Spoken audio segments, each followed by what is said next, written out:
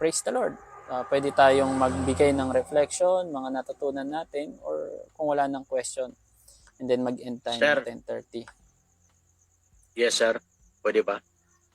So, pwede po kayong mag-question dito sa atin pong Zoom. Hello po.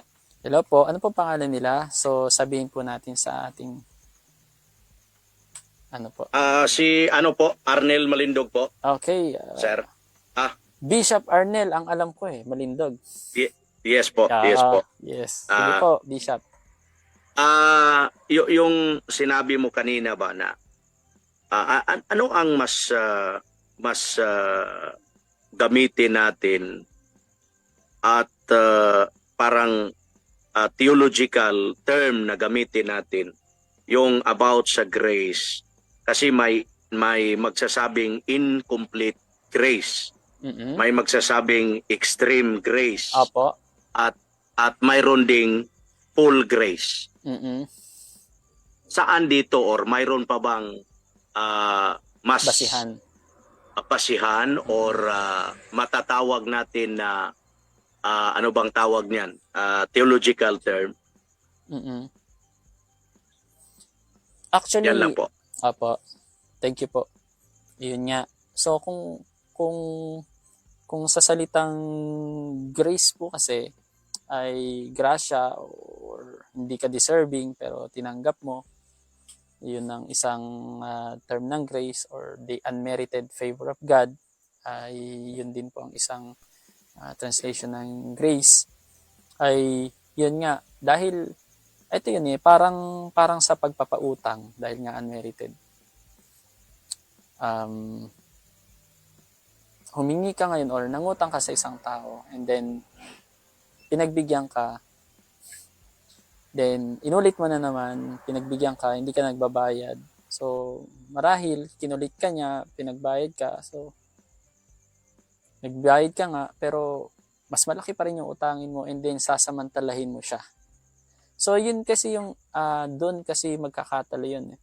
Parang paano mo ititreat yung grace or yung pagpapautang na yan kapag nasobrahan mo. Yung halimbawa, kailangan mo yung bagay na yon, pero nagmatigas ka, ino-offer sa'yo, ito hiramin mo na kasi muna. Pero ang totoo, yung salitang hiram kahit di mo nabayaran hiramin mo na kasi muna, pero ang term ay utang pa din. Pero kahit alam mo na kahit di ka magbayad, okay lang. Pero sobrang hiya mo, ayaw mong tanggapin. Ayun. So legalistic 'yon, ibig sabihin ni stifle na grace, di ba? Parang ini-offer na nga sa iyo, bakit nagpapagod ka pa sa sarili mo, grasya na nga ni Lord, or masyado mo namang pinaparusahan yung sarili mo, pero may biyaya na nga si Lord. Masyado kang kinakawawa yung sarili mo na makasalanan ako. Hindi ka makabangon sa kasalanan mo kasi hindi mo maintindihan na binayaran na ni Lord ang kasalanan mo. O nagpapakahirap ka. So ibig sabihin instead na ma-realize mo na mahal ka ng Lord kahit makasalanan ka, lalo kang nawala sa loob ng ministry, ganoon, dahil hindi mo naintindihan yung grace ni Lord. So yun yung masyadong legalistic and condemnatory na hindi niya naintindihan yung grace. So yun nga yung parang kulang na grace, or saktong grace na yung alam niya yung magbalik ng utang na loob. Kasi nga utang pero hindi dahil sa pagbabayad mo ng same amount, pero marunong kang tumanaw ng utang na loob na in any kind sa Panginoon na maibibigay mo sa Kanya. Lalong-lalo na in terms ng pagsunod, di ba? Pinapautang ka halimbawa ng boss mo, pero may inuutos sa'yo, ang kapal ng mukha mo, wala kang ginagawa. So napaka-passive. And then tuloy-tuloy lang yung kasalanan mo na pagiging masuwayin. Bakit? Inaabuso mo yung grace na ibinigay ng boss mo. So ganun din kay Lord. Parang extreme na hata to. Taong to. Anong tingin mo doon kung ikaw yung boss, 'di ba? Parang abusive. So extreme ang tawag doon. Inaabuso na yung salitang grasya na okay lang gawin to, okay lang gawin 'yan kasi grace naman ni Lord, biyaya naman ni Lord. That's why wala siyang utang na loob sa grace na ibinigay na sa kanya, and walang reflection sa buhay niya yung ginawa para makamtan yung grace na yun. Ano ba kasi yung ginawa? ano ba yung ginawa ni Jesus Christ? So, nag-suffer siya and we have to suffer with Him. He was crucified and we must be crucified with Him. He also experienced to die, and we are also illustrated as a seed na kailangan maibaon sa lupa para magkaroon ng buhay, di ba? At ang daming paradoxical na sinabi dito sa Bible, na sinabi na if you want to live, you have to die. If you want to be found, you have to be lost. If you want to be first, you have to be last. So yun talaga yung kailangan work in obedience sa grace na ibinigay ni Lord sa atin. So yun yung saktong grace talaga, with obedience sa Panginoon, not abusive. At kung talagang to the extent na obedient ka na kay Lord because of your love, not because of legality, not because of anything na bound by the law, but because of love. Dahil nga sabi doon ay the fruit of the Spirit are, di ba? Yun yung sinabi niya, love, joy, peace, patience, kindness, goodness, faithfulness, gentleness, and self-control. Beyond this, there's no such law. So, if you have that kind of the Spirit, fruit of the Spirit, maintindihan mo what grace is all about na beyond the law. Kasi yung law na yon, it will condemn you. Pero pag naintindihan mo and you walk in the Spirit, you will realize this is God's grace. You're not abusive. Mayroon kang fruit of the Spirit. Kasi ang hirap naman yung sinasabi mo, grace ni Lord, pero wala ka namang fruit of the Spirit. That is abusive or extreme or hyper grace na masasabi natin. Yun lang po. Sana naintindihan niyo po yung aking illustration about sa pagkakautang, pag-abuso or pag-condemn. Kailangan mo na nga, ayaw mo patanggapin. So yun yung tatlong illustration ng kulang, sakto, at saka sobrang grace. Salamat po. Salamat. Naintindihan ko po. Yan. Thank you po sa inyo. So sino pa po may tanong? Yes po, sir. May question po ako. Sige po. Pakilala po tayo para marinig po ang boses nyo ng ating po mga manonood sa live stream. Pastor Joel po. From Pastor Malaminos. Joel, okay po. Pastor, ang aking tanong ay patungkol po sa ating tinalakay regarding church, ano po, local and universal. Di ba iisa naman yung pinanggalingan ng kumbaga ng born again Christian, ng Kristyanismo. Bakit kailangang maraming denomination o maraming pangalan ng church? Bakit hindi isa na lang yung name? Apo. Kasi minsan may nagtatanong sa atin, bakit ang dami-dami nyo kasi? Hindi kaya minsan nakakalito kayo. Apo. Dami-dami yung pangalan. May Pentecostal, may Jesus is Lord. Kumbaga gano'n po. So ang tanong, bakit po nangyari yon? Anong naging dahilan? At nagkanya-kanya ng name ng denomination. Apo. Yun lang po. Yan. So, sa handout, meron akong nailagay dito na about the word, yung kataholes or salitang universal church, at saka yung sa common noun at saka proper noun ng salitang church. Pero ayaan yun, next time ay ipapaliwanag ko. So ganito po kasi, number one, in legal aspect muna tayo. So in legal aspect, hindi pwedeng magkapareha. Katulad nito, kami po ay nagre-rehistro ng pangalan ng isang church, Haven of Worship. Ang problema, may kahawig siyang pangalan. So, hindi na pwede. Kaya hindi talaga pwedeng iisa. Yun ang number one na reason na ayaw tayong payagan ng gobyerno natin. So, paano tayo magkakaisa kung ayaw tayong payagan, di ba? And ikalawang reason is cultural problem. Ang bawat local church ay may kultura and meron din silang unique na pagkakabuo sa isang lugar, and hindi sila exposed sa iba. That's why they are registering their names on their according to their culture, na hindi matanggap ng iba din na kultura.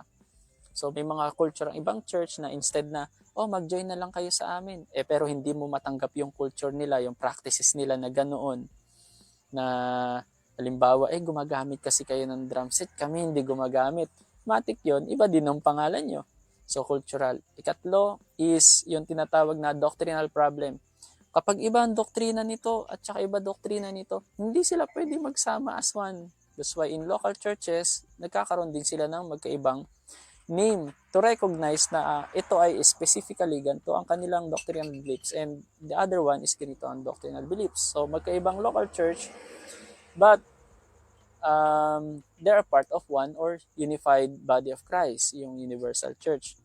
At isa pang maaring dahilan ay yun nga sa headship, no, headship na ayaw nilang pasakop. Mas gusto nila na independent sila. So sa pwedeng tawagin natin na autocratic factor na gusto niya siya yung masusunod, ayaw na niya magpa-under sa kahit kanino man, sawa na siya sa mga red flags sa kanyang ikinakainiban. And then nag-decide siya na ako na lang, ako masusunod. Ang problema, ayun nga, siya naman ang gumawa ng red flag at manipulate niya yung kanyang sariling tupa. So yun ang mga possible reasons why hindi talaga tayo pwedeng magkaroon ng one na name. At biblical aspect, ito yung last aspect or factor. One factor kung bakit iba ang name natin, kasi wala namang proper name na inilagay sa Bible. Tulad nga sabi ko kanina, it is just a common name or common noun. Pag sinabi mong common noun, starts with small letter C. So, ang church ay small letter C. Wala akong nakita na capital letter C na church. Unless may version na sa sentence, inuna niya ang salitang church. Kasi pag sa sentence, ang rule ng grammar, or sa pagbuo ng sentence, kapag siya ang unang-unang word sa start ng sentence, kailangan capital letter. Pero wala. Ewan ko kung may ganun, pero pansin ko, wala. Sa ibang translation, di ko palang na-check. So, that means, ang salitang church o iglesia ay hindi siya proper noun o hindi siya proper name para sa isang organization or body or religion. Kaya walang label talaga na proper para sa isang iglesia.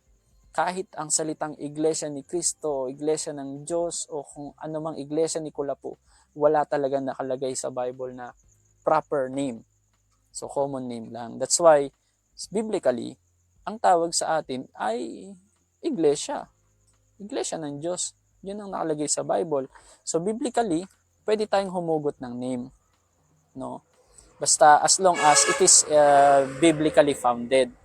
Tulad nung nakita ko na may nabasa ako na nakalagay doon ay Church of the Firstborn o Assemblies of the Firstborn. Ginawa nilang pangalan, which was written in heaven. Parang lisensya na nila yun na firstborn ako, kasama ako sa firstborn. Nakasulat din ang pangalan ko sa langit. Because it is biblical. Pero yung ang kininalin nila na yung entitled sila as that and sila lang yun, ay magiging cultic group na. Gagawin nilang exclusive sa kanilang organization ng kaligtasan. And sad to say, mayroong organization na rin na sinasabi nila na kapag hindi ka part ng yung salitang sabi ko doon kasi unless if you confess that Jesus Christ is Lord, you will be saved. So pag hindi ka part ng word na yon, ay hindi ka masisave, which is ginawa nilang organizational instead na inclusive, or ginawa nilang exclusive yung word para sa kanilang organization. Hindi nila or pinagdadamot nila na may karapatan ka rin magsabi kay Lord ng Jesus is Lord para maligtas ka. So yun ang mga problem naman sa mga names na yan.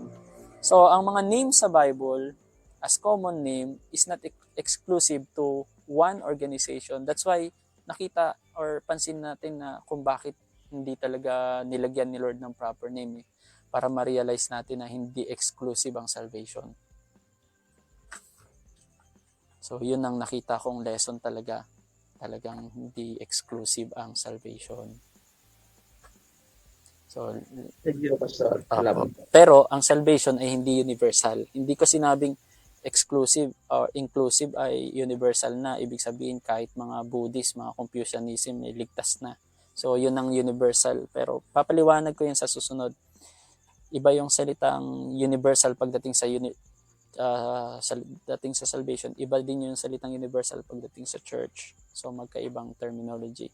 So, sa mga masyadong technical dyan, I'm just clearing the terminology. So, hopefully nasagot po yung 5 factor bakit hindi iisa ang pangalan natin. Yes, Pastor. Thank you. Thank you po. So, sino pa may question? No? At mayroon pa tayong 3 minutes. Ito po, si Sir Jan, tanong lang po, sa inyong palagay ba po, pabuti po ba ng pabuti ang mga churches ngayon o sumasama po ang lagay? Sir Jan, napakagandang tanong yan. Biblically, pabuti ng pabuti. Ang tunay na church. Pag merong church na pasama ng pasama, ay yan yung fulfillment sa Revelation at saka sa aklat ng Daniel. That's why, ang ganda nito, sa last days, ang church, yan ang magiging distinction nilang dalawa. Kasi yun ang sinabi sa aklat ng Revelation na sa huling araw, sabi niya, yung mga banal lalo magpapakabanal at yung mga masasama lalo magpapakasama. And that was in the last chapter of Revelation o Pahayag chapter 22. At kung gusto nating basahin, try po nating basahin sa chapter 22 ng Revelation, verse 10 to 11. Sabi niya, sinabi pa niya sa akin, huwag mong ililihim ang mga propesiya sa aklat na ito dahil malapit na itong matupad. Ano daw yun? So, fulfillment. Okay? Sa loob ng church, sa labas man ng church, part ka man ng church o hindi, ito ang sabi. Ang masama ay magpapakasama pa at ang marumi ay magpapakarumi pa. Pero matuwid ay magpapakatuwid pa at ang banal ay magpapakabanal pa. So, may distinction agad sa true church 'Di ba? Na kung yung true church na yan ay napapabuti ang kalagayan nila as a whole body, not as an individual. Kasi pag as an individual, meron talagang halo yan. May mga tares dyan sa wheat. As a local church, hindi lahat saved. In a universal church, lahat saved. Tulad nga sabi natin kanina sa distinction ng universal at saka local church. Ang membership kasi sa local, hindi mo sigurado kung sino talaga dyan. Pero sa universal, si Lord lang may karapatan tumingin at kumilala ayon sa mga listahan niya sa Book of Life. So, yun yung universal church. So, doon ang distinction na makikilala mo kung part pa talaga yan ng church na ligtas o part yan ng isa siyang part ng church pero hindi siya talaga maliligtas. So, yun. Hopefully, medyo maliwanag yung sinabi ko pero para sa akin, maliwanag po talaga. Ligtas ba ang taong ginagawang license ang graces of God? Tulad nga ng sabi ko, si Lord ang nakakaalam. Pero humanda siya sa Matthew chapter 7 para hindi siya maging at ease. Sabi sa Matthew chapter 7 verse 21 to 23, hindi lahat ng tumatawag ng Panginoon, Panginoon ay papasok sa kaharian ng langit.